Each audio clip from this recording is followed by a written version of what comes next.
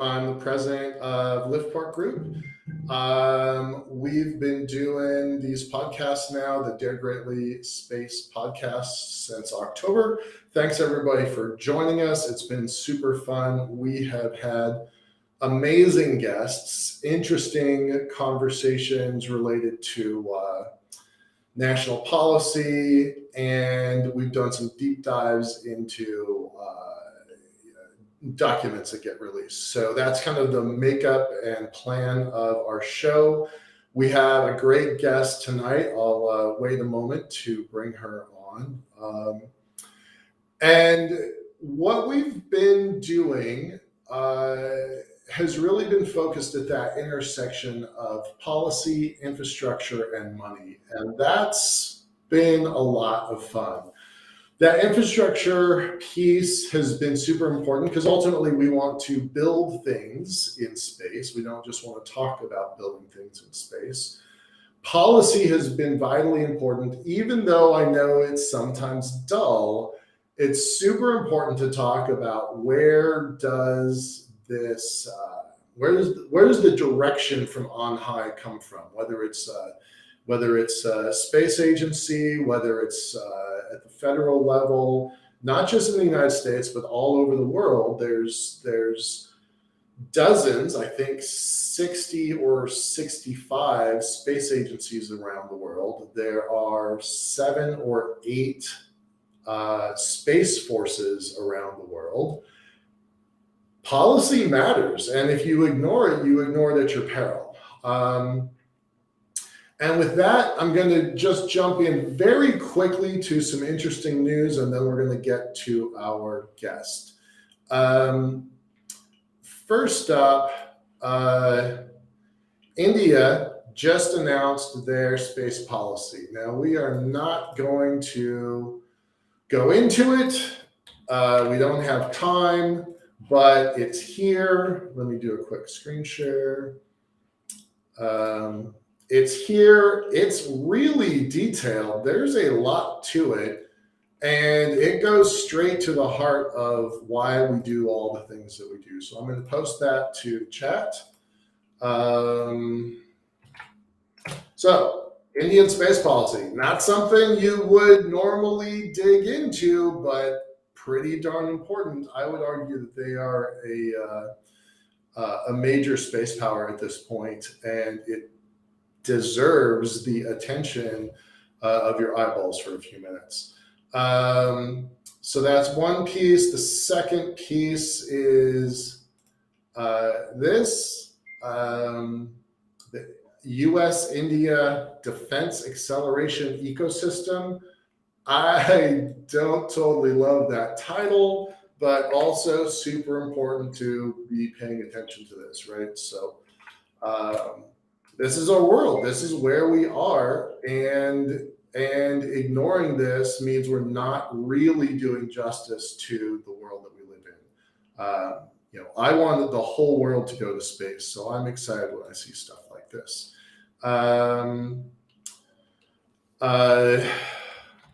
This one, whoops, I didn't hit the screen.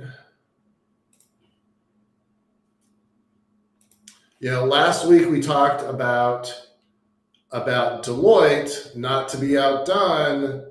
Goldman Sachs comes out with a report, The Rise of Geopolitical Swing States. Super important, interesting read. It is saying some of the things we've been saying for a long time, but now you've got the Goldman's brand behind it. So maybe people will pay attention to it now. One of the last things I'm going to show is this. This is an advertisement. Whoops. How to build a power grid on the moon from IEEE. Super relevant to the work that we at Liftport are doing right now. We are working on something that is pretty interesting, and it's going to need a power grid on the moon. And then finally, and honestly, this is the worst document I've seen in a long time.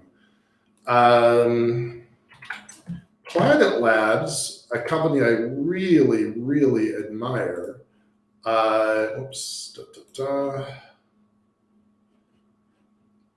Planet Labs has just come up with a document really focusing on deterrence by observation, how satellites have swung the direction of not just the war, the Russian invasion of Ukraine, but also other things that are super important to monitor and pay attention to.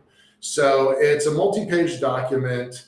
Formatting is awful, but the content is terrific. So I recommend taking a look at that stuff. That's your reading list. That's your homework for the week. I'm not going to go into it. I recommend that you take the time to review it. And with that, I am going to move on to our guest. We're getting some pretty funny reactions from our team and from our community. But homework is homework, so go tackle it. It's worth it. All right. With that, we're going to switch gears and bring on our guest. I'm pretty excited to bring her on. She's a terrific human being. I think you'll find her pretty fascinating. And I'm not going to tell her story. I'm going to let her do her origin story. Give me a second. Bailey Burns, how are you? I'm good. Can you guys hear me all right? Loud and clear. 5 by 5. Good. Okay, awesome. I'm doing great. I'm so thrilled. I feel like you and I should catch up. This is not the forum for us to be catching up, but it's so good to see you. Yeah. We haven't talked in almost, pre-pandemic, I think. So it's been pretty much. Yeah. So Bailey, just as a quick refresher, what we've been doing is that we've been doing this podcast. During the pandemic, I'm going to tell this to everybody, not just to you. During the pandemic, Liftport came very close to going out of business. Our core task of building an elevator on the moon got sidelined like everybody else did when the pandemic hit. So we stopped doing the research that we were working on and wanted to just survive. And the way that we did that was we hosted 27 online conferences, virtual meetings. Hundreds of or thousands of people would attend different things. We did 27 of them for, I think, nine different clients. Mars Society, Moon Society, International Space University, the Chief Scientist of U.S. Space Force, Foundation for the Future, Mars Coin. I'm leaving somebody off, but I can't think who it is.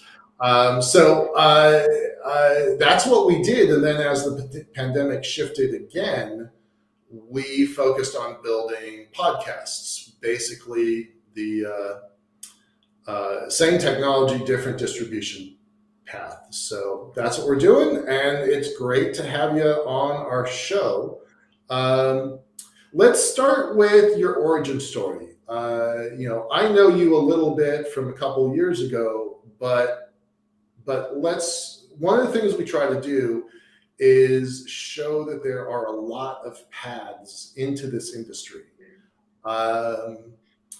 Talent comes from a lot of different places. It comes from, everybody has different talents, different skills, different capabilities. You have an unusual one, which is pretty fun. We're going to talk about that later. But what is your origin story? How did you get here? And let's dive deep into it. We're going to spend about 10, 15 minutes looking at that. Yeah, I don't know where to start because it feels like every piece from like kindergarten on somehow plays a role into how I got here. So it's like, how far back do you want to go? All the way back. Yeah. I think it's really important to say now I am an engineer and I really love my job and it's really great. But I think it's important. Let's go back to high school, let's say, where I thought I was actually going to be a journalist because I really liked history. I really liked writing, and I was really bad at math and science. That's like what I was getting. That was the gist of my high school, at least in the beginning, especially math. I've gotten C's in math from I think it was like trigonometry all the way up to differential equations. Actually, I got a B in differential equations, but I got C's the rest of the way. So it's really important to note that you don't necessarily have to be an A+ student to eventually get your engineering degree. So yeah, I decided, I was like, oh yeah, let's go travel the world, journalism. And as it came time, like senior year of high school, trying to really figure out what I wanted to do, just things were shifting. And I thought, well, you go to college to learn, and these are the things I'm good at, and I'm really bad at math and science. So I guess that's what I need to go learn more of, if you think about it that way. And so I went to an all engineering school, no journalist option available. So I was like, I guess we're doing the engineering thing. And because of that, I didn't have this like preconceived notion. You talk to a lot of engineers and they want to be a chemical engineer or a petroleum engineer, or I want to work on cars. They know what they want to do. And I went in just like, I don't know how I ended up here, but this is what we're doing. Obviously my grades weren't bad enough to where I couldn't get into this school. So it worked out well. And from there, I just kept following my passion, I guess. I call it like my stomach pull, when like you're really excited about something and it feels like you're about to go over the ledge of a roller coaster. And it just kept happening with space. That's where I kept being drawn to. So I'm like, I guess we'll go do the space thing. And then I went and worked in DoD for 2 years right out of college. I did a... Hold on. Which school did you go to for, you say not an engineering school? No, it was just high school thoughts and everything like that. And then for my undergrad, I went to Colorado School of Mines. So that's a full engineering. Yeah. Okay. What I meant was, did you give up on the idea of journalism, or that's a good question. Switch, yeah. Right? Yeah, that's a big switch. Did you decide that you wanted to not do journalism? Was it an active decision, or did you say, okay, I'm going to school to learn something. The thing I don't know is math and science. I want to learn math and science. I guess I really have not thought about that. So thank you for asking that question. That's an interesting question. I don't think I ever really gave up on journalism. And that kind of leads into other things that I'm interested in. I think as a career, maybe journalism is different than what I expected or something like that. But I have my own blog, and I really try to use my social media platform to tell a story, to kind of, it's not straight up journalism, but I've brought that love of researching, finding things out, and then sharing something with the world. I think that's come into how I present myself on social media and on my blog. So it's not gone, but it's just kind of shifted into something a little bit what I'm more passionate about, I guess. Yeah. So more, rather than journalism where you dig into a story, learn it from the background, and then share it, you are kind of sharing your own experiences as a communicator of your own story. Okay, that's really cool. That's a fair way to put it. Yeah. Kind of plays a part, but it's like it's a sub part, not the main story. Exactly. Okay. Yeah, that's a really good way to put it. Yeah. But so engineering, here I am. And like I said, I worked DoD for a few years, realized DoD wasn't for me. And this is kind of where you come into the story a little bit. 2 years into my career, I was like, okay, I don't like my job right now. So I started applying to tons of jobs. I can't even tell you guys how many job recs I applied to. And I had 5 job offers. All of them were still DoD, but still like closer to space. So I was like, okay, we're getting into the right direction. And then I had one job interview, not an offer, an interview that came out of the blue. A recruiter had found it and matched me. And it was for this little company, Paragon Space Development Corporation. I knew nothing about them, but I knew that I had these other offers and they needed answers. And you and I were talking, and I was like, yeah, I think I might cancel the interview. You said, whoa, don't do that. Like, just give it a second. He's like, I know those guys. You should just go into the interview, see what you think, report back to me what you think of the company. And I did. And I mean, after like almost immediately, I called my mom and I said, hey, Mom, I think I have to move to Tucson. And she was like, what are you talking about? I'm like, that was the best interview I've ever had. And but off the phone with my mom, I had a job offer. And that's the job that I had for 2.5 years before coming to this one. It was, so Paragon does environmental control and life support systems, which is ECLIS. So that's oxygen, CO2 removal, that sort of stuff. That's the human spaceflight that I wanted. I had all these other DoD offers that I could have just kept kind of chugging along. But thank you so much for stopping me from canceling that interview, because it completely altered the trajectory of my career, just to go into the room and say, hey, I'm here to figure out what's going on and see if this is a fit. You just kind of sometimes have to be open to those opportunities. And now, yeah, I work at Blue Origin as a life support engineer, ECLIS engineer, and then also some other things, crew systems and EVA. Basically, it helped me find my passion that I love humans in space. It's putting humans in space, and how we're going to do that correctly is what my passion is. Yeah. Brilliant, brilliant, brilliant. I love Paragon. I've been impressed by those folks. Arguably, I think they're the best environmental controls life support system company in the world. I mean, I really do. That's what I told you 3 years ago. Yeah, I remember that conversation pretty vividly, because you were coming in from, was it Raytheon? Yep. Yeah, you were coming in from Raytheon, and you're like, well, I've got this. And you were still partway through. I don't know whether you were a senior or your first year of your master's. I don't remember where. First year of my master's. Yeah, you've got a great memory. Yeah. Yeah. So here you were, what I call fifth year student, trying to figure out where you fit. Everything you were doing at School of Mines was focused on people and lunar development, and you were so frustrated with Raytheon. I mean, not to throw the folks under the bus. They're really solid engineers, but it wasn't what you were aiming to do. It wasn't who you wanted. Yeah, I'm a moon girl. That's DoD. It just wasn't mixing, Yeah. So it was. I mean, you had asked me for like just a personal one-on-one conversation. I think we did it just here, not the same office. We're in the but it was, yeah. But, it was just one of those things where a little soul searching. You were kind of in that soul searching. What do I want to do when I grow up? Your career. Still there, but yes, yeah, you're right. So let's talk about Paragon for a minute. I mean, I know that they've got some projects you cannot talk about. Same of course, yeah. Origin, so I don't want to do that. But in broad strokes, how do you go from? And I just looked this up on your LinkedIn profile. How do you go from? Honeybee to Raytheon to Paragon? Is there a through line there, or it looks to me on the outside, it looks like Raytheon was the outlier, but Honeybee goes directly to Blue.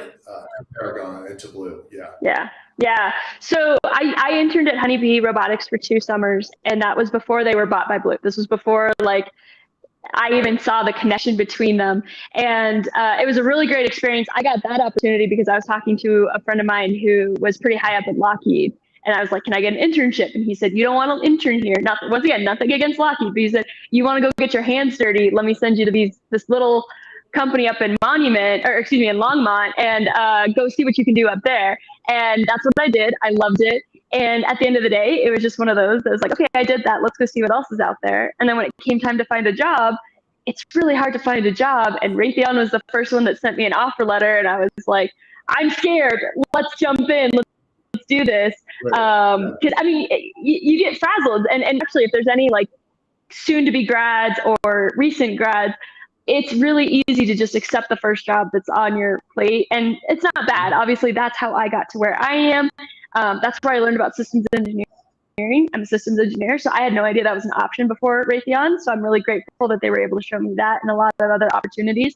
But sometimes it's to take a step back and say, hey, maybe you've had this space thing going. Maybe this doesn't quite align with that. And maybe you either jump in knowing you're going to learn something that you'll apply to it later on, or you say, thank you so much, but let's see what else is out there, and really focus in on what your goals are. And make sure that lines up. Because sometimes it's I just jumped in. It was easy. I was scared. That's what happened. And it ended up working out for me. But sometimes it's really easy to get stuck in those jobs for 20 years. And then you look down and you say, oh, oh crap, how did this happen? Yeah. Nice, nice. All right, so let's talk about Paragon for a minute. Mhm. What did you learn there? What didn't you learn that you were missing? What successes did you have, and what stumbles did you have? Oh yeah, let's talk about it all. And before I jump in, like, Paragon was, I have to owe it to them for picking up this little DoD girl who had no idea about life support and giving her a chance in the big leagues. That was kind of, they were the starters for me. And I can't say enough good things about Paragon. I learned about life support. I learned about human spaceflight through this. I got spacesuit work and all this other things that a lot of people would just be like, that's a real thing that an average person can do. That's crazy. And that's something I was able to do at Paragon. I learned about small companies. I love Honeybee. I love Paragon. I love the small companies because you get to just, it's a family. Like it sounds kind of corny, but it truly is a family. And you get to really know everyone. And just, I don't know, it's a different feel. I had a whole bunch of different hats on. So in terms of like learning, I had to do all sorts of different jobs and figuring things out, which I loved. Let's see what I didn't learn. Let's see. I think one of the reasons that I decided to go on to Blue Origin is because I was really excited to get out of the R&D phase and really build something. And that was just kind of where, when you're a smaller company, that's what you do is research and development. And then that was kind of one of those transition points of like, okay, I've done a lot of learning. Let's go put it to the test now. It had nothing to do with Paragon. It was what's the next phase. And then, yeah, successes was just everything. There was so much win from that company of learning in a safe place where it's okay to fail and then get back up and keep going. I really learned kind of about that integrity and that indomitable spirit. I think one of the biggest stumbles was probably like the first time that I was put in a management position. I'm still pretty young in my career. So I was put in this management position and it was a huge lesson on what is it to lead someone. Like I know how to lead myself. I get up in the morning, I brush my teeth, and then I go to work. But when you have to like lead a team and have that direction, it was definitely, I would say, my time that was a stumble that's led to now I know what I want to be as a leader in the future. So I hope that answered all of your questions all at once. But Yeah, exactly, exactly. I think the world really focuses on big wins, successes, knock it out of the park. Like I think our whole society focuses on that. In my own opinion, I think you learn lessons by when you have, skinned your knee, when you've fallen and you have to figure out what the next step is, how to get up and how to take that next step. So I yeah, do think there's things that maybe we spend too much time focusing on the successes and maybe I not agree. enough time focusing on the things. So in your case, do you mind if I ask how old you are and how old you That's were yeah. in your I'm role? super fine with all of that like transparency. I'm 27 now. I joined Paragon when I was 24, I think, right around then. So, yeah, I guess, and then, grad school was 23 to 25. That's kind of the age range, I guess, that we're working in. Yeah. So you were 24, 25, 26, running a small team. Paragon's not a big company, so it's not like you had a cast Mm-mm, of thousands to deal with. But no. but what were the challenges? What was your broad strokes? What was your project? I had four projects while I was there. I worked on the Dianetics proposal for the first round of HLS way back when SpaceX won. That's what brought me to Paragon. I worked on Gateway, and then I worked on some stuff that I can't talk about. Think more space tourism, which was a really interesting idea because we'd been focusing with like NASA requirements and we knew what they wanted. When it comes to space tourism, they just know that they want to do cool things, and so you have to be the one that like, okay, so you want this. This is what you want, and it was a really interesting. That's one of the reasons that I also went to Blue is because Blue is focused on space tourism, and I have a new passion for making that safe and accessible. So Cool. All right. So how big was your team? Successes and failures with the team. let's see. I think I'll have to think. Like successes was just so great at communicating and supporting each other, especially on the tail end. I worked in like a tiger team. It was kind of like a fun offshoot team. And so I can't even tell you how we just bonded. We had skiing days, and when we had to get together, we would go out to dinner, and it would be a big. So that was truly like I felt comfortable. I felt safe with these people, and that's something that I wasn't expecting to experience in my career, let alone that early. To really just feel like a valued member was absolutely incredible. I have to think like Lowe's from like just team dynamics. It's kind of the same thing when you have these miscommunications, or when you have my big thing right now is crew dynamics and kind of mindfulness. I guess that's been a big part of my career trajectory. When you have these teams that are all so passionate and so focused, sometimes you can get things like ego comes up, or you start feeling like this person thinks this, and when you don't have this like super wide open communication, those things will fester and become bigger than the project itself even. And so it's really about like nipping those things in the bud, communicating with respect and authenticity. And I think that's one thing that I really pulled from Paragon that I'm so excited to bring into the rest of my career. Awesome. And we're going to wrap up on Paragon here in a second and jump and spend most of the time on Blue and what's next. But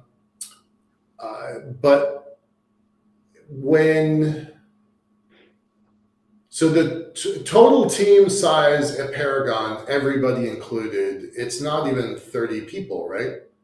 So let's see here. The max that I saw the company reach was about 230 people in everything.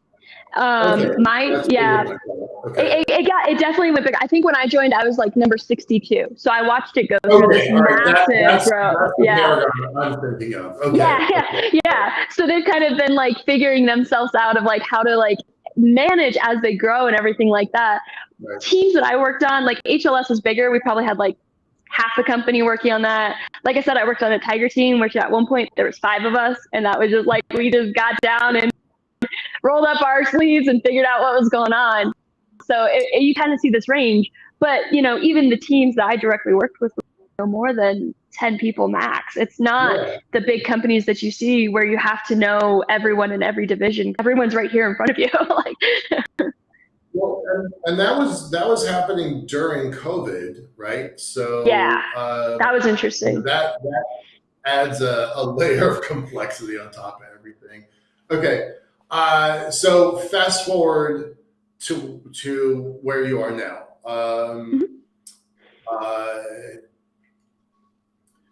You're still doing environmental controls. You're working on, I'm guessing, orbital reef. Yeah. I can say what I'm working on. I'm actually working on the SLD win, the lunar lander win. So I can say that I'm working on that. Yeah, which is exciting. Like I said, I'm a moon girl, so like anything to the moon, I'm very excited about. Excellent. What's your role there? I mean, you go from a company where you're employee number 62 to now you're employee 6,202, right? Yeah, higher than that, but something like that. Yeah. Okay. So how many people are at Blue, and what's your employee number in terms of size? That's actually a good question. Yeah, I don't know exactly when. I think I got hired on around the 7,000, 8,000 mark. I think they might have to be like 9,000, 10,000 now, somewhere in there. But again, it's very interesting to watch a company grow quickly. That's a very fun thing to be a part of because you can feel the excitement. And so I'm kind of doing the same thing as I did with Paragon, just on a larger scale. Right. Where are you? Actually, I don't even know. In the world? Yeah, I left Colorado to move to Tucson for Paragon, and that was one of the other drivers for me is I had to get back to Colorado. So I'm back in Colorado, got the mountains over there, got the sunsets, got my family. So it's really good to be back.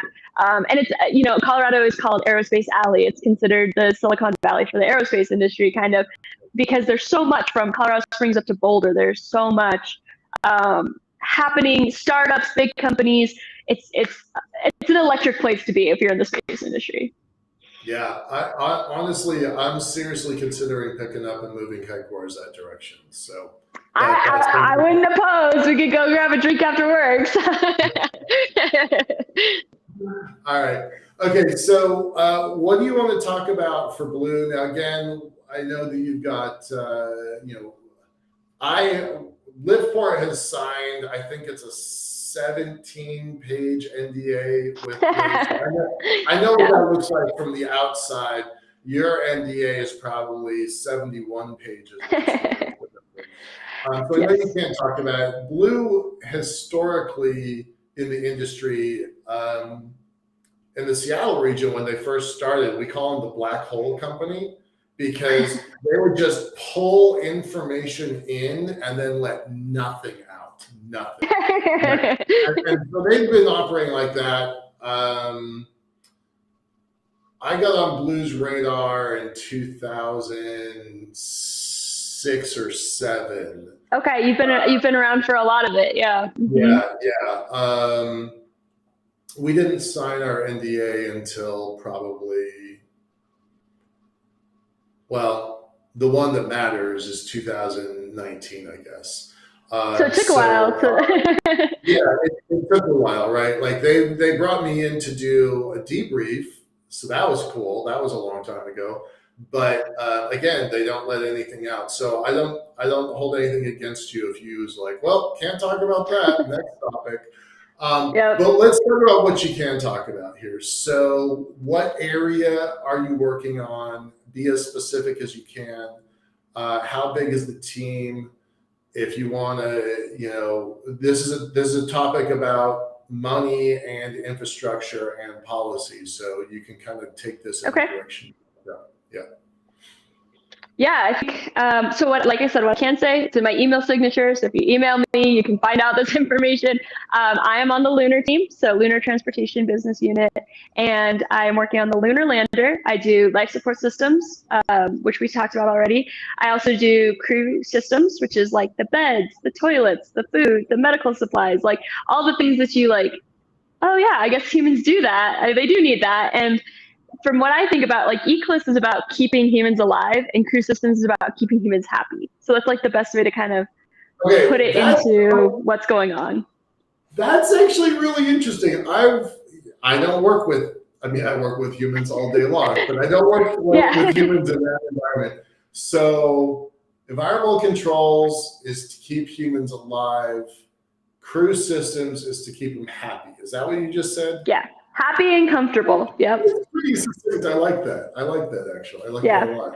I would say that like the Mercury and Apollo capsule, they probably didn't have the strongest crew systems because it was not super comfortable for those astronauts. Yeah. And then let's see, I'm also working on, go ahead. No, go ahead. What are you working on? Okay, the other two things that I focus on, lunar dust mitigation. We mentioned my master's degree. It's in space resources or in situ resource utilization, ISRU. When I was doing that, I got really interested in the moon girl, and lunar regolith for building material, water on the moon, those different areas. And so when I came to Blue, I was like, yeah, I've done something with dust, with plume ejecta. And they were like, great. Keep doing that. And people don't realize that lunar dust is probably one of the biggest issues that we have on the moon. Radiation is up there and everything like that. But lunar dust is actually basically like breathing in asbestos. That's the best way to put it. And on top of that, it's electrically charged. So that means it's sticky asbestos. And so it's just absolutely horrible for humans, for mechanisms. So we're trying to figure out that, just like the rest of the industry. I jumped into it and I was like, okay, what does the industry got for lunar dust? And I look at it, I'm like, okay, basically nothing. Like no one knows how to deal with this. So it's a big issue. Really proud that I'm on Blue's team to help figure that issue out. I also do EVA. So working with the suits of when they go out onto the surface in the big white suits and everything like that. We don't own the suits, but we're doing the interfaces, everything like that. So like I told you earlier, it's basically if there's a human involved, I'm probably somehow in the picture, making sure they're comfortable, happy, all the things we just discussed. Awesome. I'm going to put in a plug. We've got a guest coming in about 2 weeks or so, early July, mid-July, something like that. It's Melissa Roth. She is co-founder, partner at Off Planet Research. And their whole gig is dust. It's dust. It's how do you make a stimulant for the moon? How do you deal with dust mitigation? it's a pretty big deal. It's really overlooked. Like, we've been talking about this for a long time, but we don't have good solutions. We don't. So yeah, it's going to be interesting. If you were local, I'd suggest a beer with Melissa. But we'll connect. I'll get on her radar. But yeah. Cool. For sure. I mean, it's just one of those that, like, there's no single path. Like, there's no one answer to solving dust. It's just like, you might have to do this, you might have to do that all together. Like, it's a very, if you're one of those like detective engineers and you want to go figure out a problem, that's the problem to go focus on, because it is just mind blowing how deep it goes. Yeah. You know us, we're trying to build an elevator on the moon. So if you can imagine a string, which I stuck love, into the I'm super worried about your big rockets coming in and blowing literal tons around dust. The moon. Mm-hmm. And it's not just you. It's Blue. It's SpaceX. There's a couple others that are aiming. Anyone going to the moon. Mm-hmm. Right. Like, this is an unsolved problem that's going to affect everybody else. So if you go on a Thursday, the other people that show up on Saturday are still dealing with your problem, and the people who show up a month later are still dealing with your problem. So so it's a cumulative, additive problem that I think we're taking for granted, and I think it's going to be terrible. So I'm glad you're working on that. Very dusty. It's not an easy solution. There's not a solution to it yet. Okay.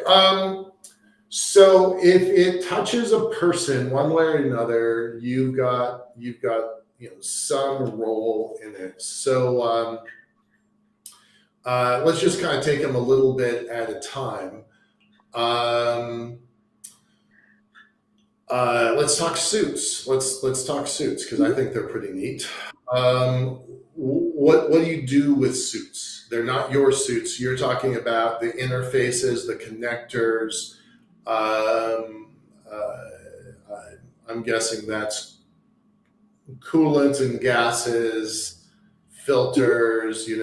This widget connects to that widget, and you have to figure out how to make that connection airtight, sealed, stuff like that.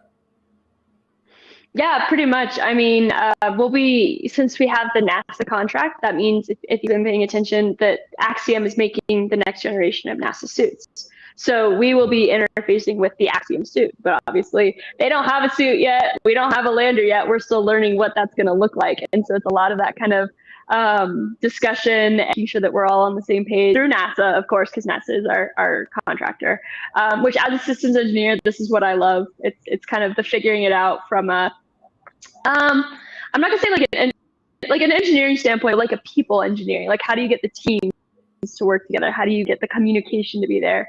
So I think it's been super fun. And if you're just talking suits in general, like I said, I've got a little bit of a background in suits. I could talk about suits all day. I think they're amazing. I can talk about the issues that we're seeing with suits, IVA versus EVA. I'm really excited to see. You want me to talk about IVA, EVA kind of stuff? Or? Robots are cool. Rovers are awesome. But at the end of the day, if we're not sending a person, I don't care. Right? Like, I know what the necessary first steps are, but if it doesn't lead to settlement and babies on the moon, I'm not interested. So I love that. Babies on the moon. Let's go. Right. Yep. So, eventually, I'm a little bit famous for this quote. If we don't have babies, we're just camping. Right. So, right. I know some of the folks from the Mars Society are going up to the Arctic station here in just a few weeks.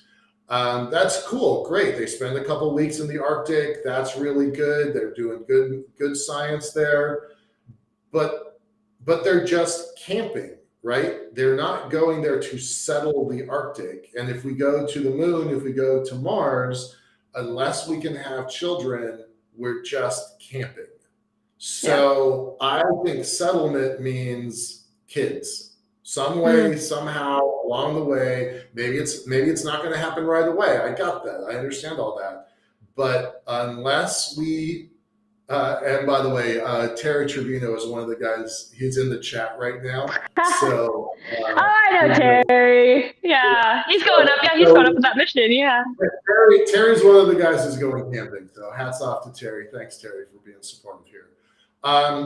But seriously, if we're not going to the moon, if we're not going to Mars in a way that leads to children, the only thing we're doing is camping. We're not settling that body. So interesting. Yeah. Let's talk about these earliest first steps. Let's talk about the suits.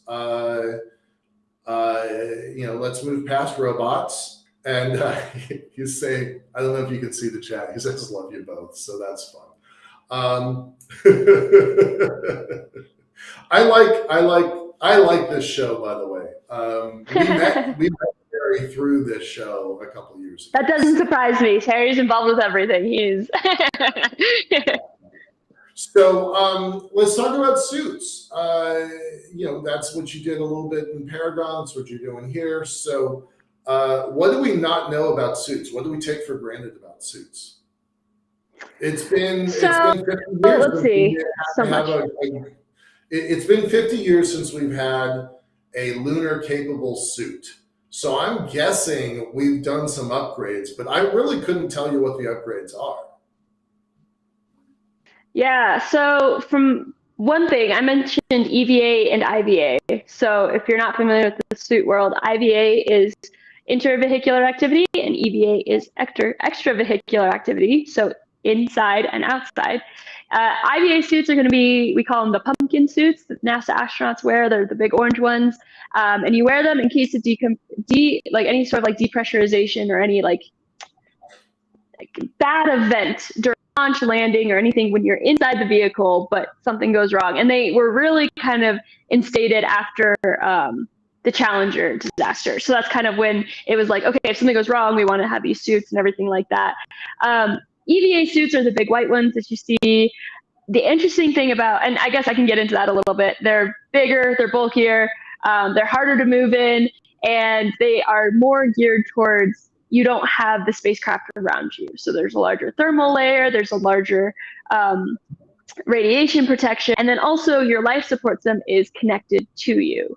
For IVA suits, you can be in the capsule or whatever and have you hooked up to the oxygen that's over there, and that's great. EVA is when you're out, and technically you could have an umbilical and still be connected to all that, but umbilicals get in the way. So a lot of the times they have the giant backpacks that you see, and that's really important for exploring the moon, because on ISS you're close by and you can kind of be tethered if you want. But when you're exploring the moon, you want to be able to walk and see what you can find, go on the rovers. So you have to have your PLIS, your portable life support system. And that has all of the ECLIS in a condensed little package that can last for 8 hours or whatever the EVA needs it to be. So that's kind of the difference between the two. Apollo astronauts actually had this weird hybrid of both of those suits in one. So they wore those suits inside the capsule, everything getting ready, and having that during launch. And then they were also used on the surface of the moon. From my understanding, it was kind of this like weird hybrid of both. And now we're in this weird phase where we have those two separated.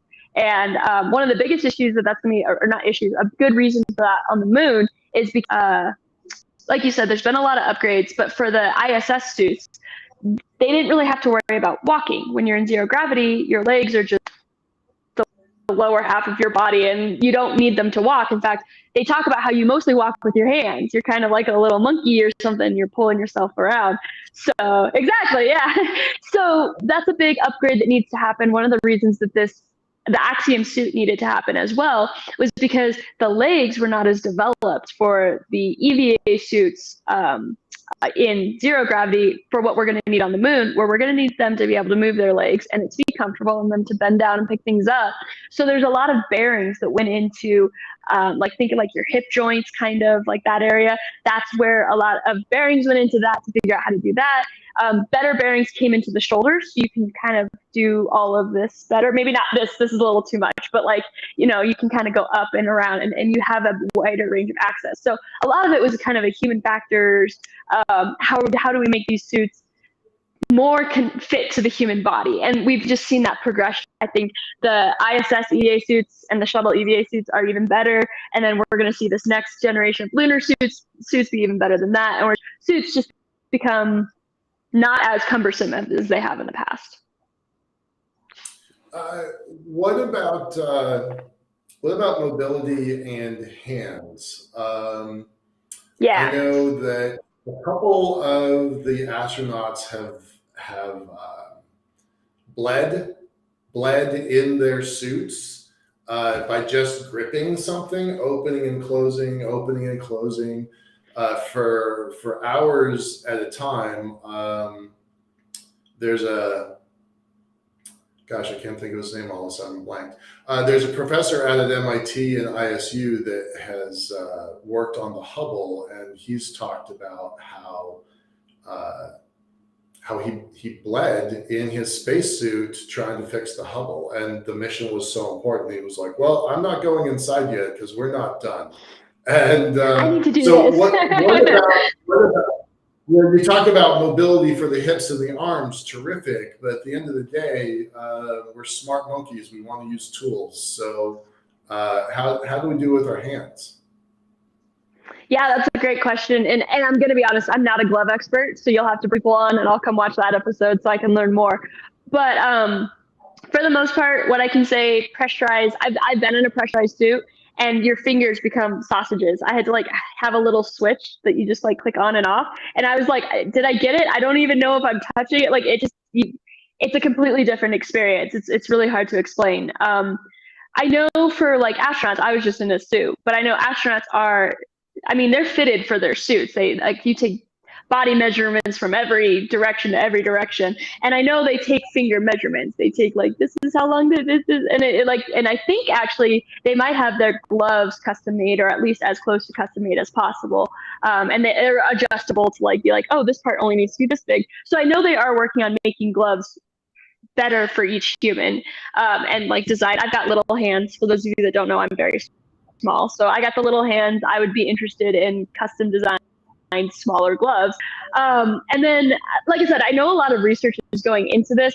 I can't answer what specifically is happening. I've heard rumblings of 3D printed suits, which will include more exact measurements for fingers and gloves as well. But this is just what I've heard around the block. So. Is that an Axiom advancement? Because I think that would be really hard to do unless you have a lot of money behind you. So what I've heard most rumblings is actually UND, University of North Dakota. I understand that they're a known good place to go for suits. From what I understand, they're starting to figure out how can we actually, if they're doing pieces. They're like, oh, let's do the shoulder, let's figure it out. But over how research goes over the course of years, that could eventually result in a full suit. That's cool. Both you and Terry will laugh at me, but I never think of University of North Dakota as a space school, even though I know that it is. It's just never top of mind, so that's not very fair. Because it's in North Dakota. It's way up there. No one goes up to North Dakota. unless you're a military officer in the missile command. That's true, yeah. There and then has spare time, so you develop, as academic faculty, you develop a really, really good rocketry program. And then along the way, now that you've got a good rocketry program and ballistics program, you start expanding. I know Terry went to an analog site there, and he just put in suit lab exclamation points. So, they'd probably have to just take a road trip out there and just go just to see what's up, right? Yeah. Well, that's fine. Why don't you talk a little bit about what you got out of Colorado School of Mines, because it's a relatively new program, their space resources program. Yeah, I think it started 2017, 2018. So I was one of the earlier graduates. I graduated in 2021. It's been a really, it's once again, I guess, if this is just to define how my career has been going, it's I get in on something when it's growing and I Yeah. watch it grow. Like I feel like that happened with Honeybee, Paragon, Blue Origin, and UND. Although Blue Origin's been growing for long before I got there, but or not UND. I didn't even go there. School of Mines, but it's been cool to watch that program kind of expand because it started off as this idea of, hey, right this second, but 20, 30 years from now, we need to figure out how to have a sustainable presence in space. And that's what drew me to it. I'm all about sustainability. I'm about sustainability, safety, and the human experience, if that has not been clear by now. So, how are we going to do this space thing where we're not extracting all these resources from Earth just to go do these things? What's the reasoning behind it? And so then that's when I started getting interested in water on the moon. And, asteroids have water as well as cool materials, metals that we can use for different things. And I started seeing the full picture of if we're going to do space, how are we going to do this the right way? How are we going to make sure we're cleaning up after ourselves, using the least amount of materials possible, trying to do this the right way? And I know space has this reputation of being like the billionaire club, or why are we going to space when we're leaving our problems here on Earth? That's not really the point. And I think this is a great avenue to show that not only are we going to make sustainable for space, but then we're going to actually be able to bring that back to Earth. And that's what drew me to the program. Since then, the program taught me from like a business or more like logistical sense how we're going to do that. And so now I like my brain thinks in that way, which I'm very appreciative of. And it also teaches you in areas like space law, space economics. There's a lot of other classes that teach you like, okay, yes, this is the cool robotics thing, but this is how it ties into the larger picture. And I think that like whole well-roundedness is what really that program is really good at. Nice. Yeah, I've admired. I don't know a lot of people up there. I know a few graduates.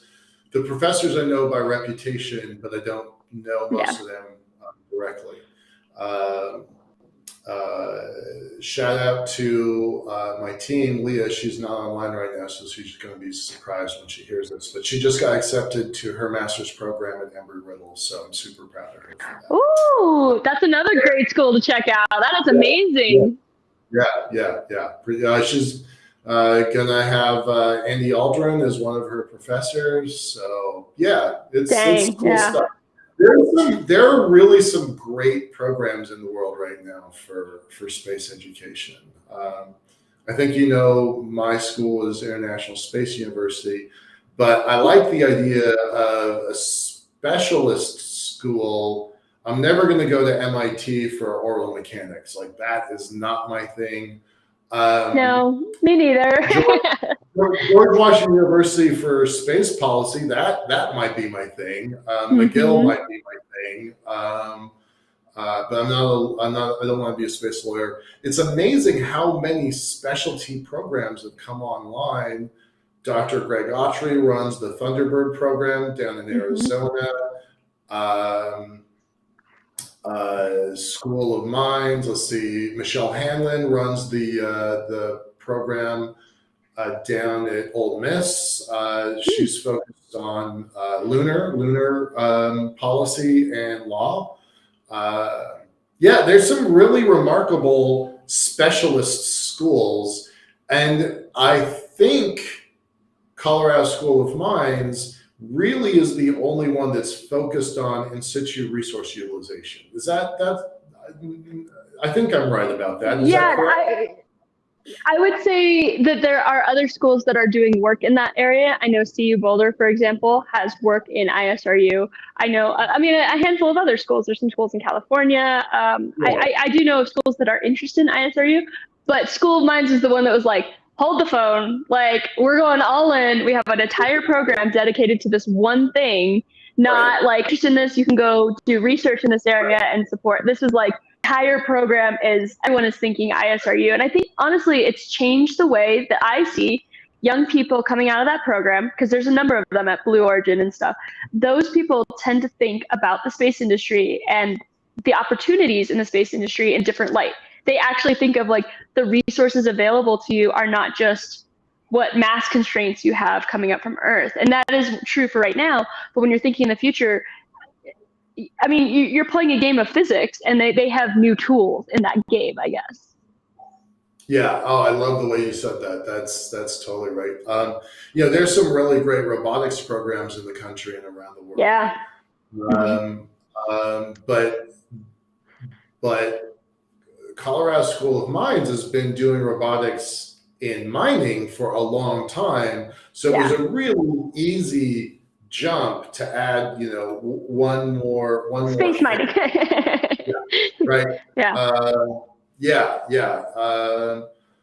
So that's been really cool. All right, we only have about 5 minutes left, so I want to, if there's anything else you want to talk about, if there's something you want to show off, I'm happy to have you do that. Are we talking about the same thing here? Or? Yeah. Well, it was gonna be a segue from the gloves, right? Oh, duh.